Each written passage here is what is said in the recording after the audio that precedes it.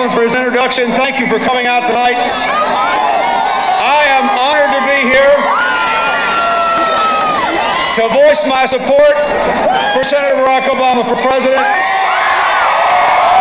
I want to talk to you a little about why it is so important for you to do what you can to make sure that Florida is in the Obama column next Tuesday night. Look at this crowd. It's not only big, it is highly diverse.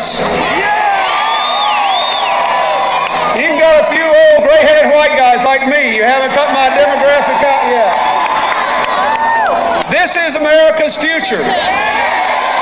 This is a future state. Barack Obama represents America's future, and you've got to be there for him next Tuesday.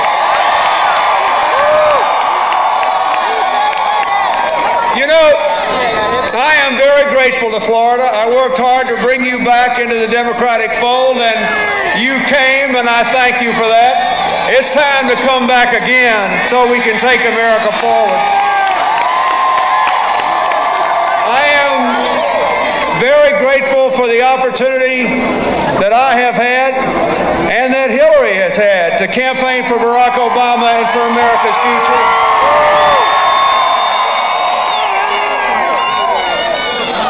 Say a few things that he can't say on his own behalf, and then I'll bring him on to say what he can say better than anybody on his own behalf. But let me tell you, there's only two things you can do between now and Tuesday.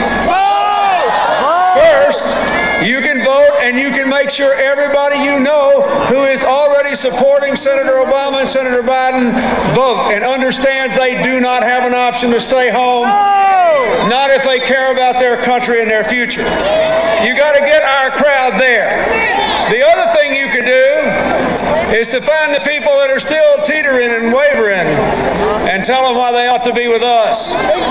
And so I want to tell you very briefly, there are 4 reasons that I can tell you in a way no one else can because I've been there. And I want you to tell this to everybody.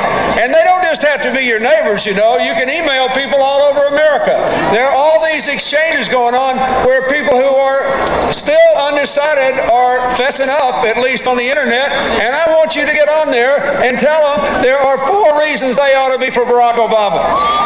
The 4 things that really matter in a president are, number 1, the philosophy. Number 2, the policies. Number 3, the ability to make a decision. And number 4, the ability to execute that decision and make changes in people's lives.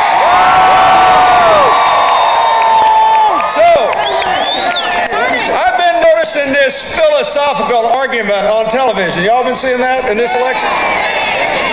And Senator Obama asked me to say a word about it on the way up here. He's got the right philosophy, which is America works from the ground up, not from the top down. They talk about redistributing the wealth. They just presided over the biggest redistribution of wealth upward since the 1920s, and we all know how that ended. In the last 8 years, 90% of the gains went to 10% of the people, over 40% to 1%. Can you run a great democracy that way? I don't think so. So don't tell me about redistribution. When I served you, you had more than 5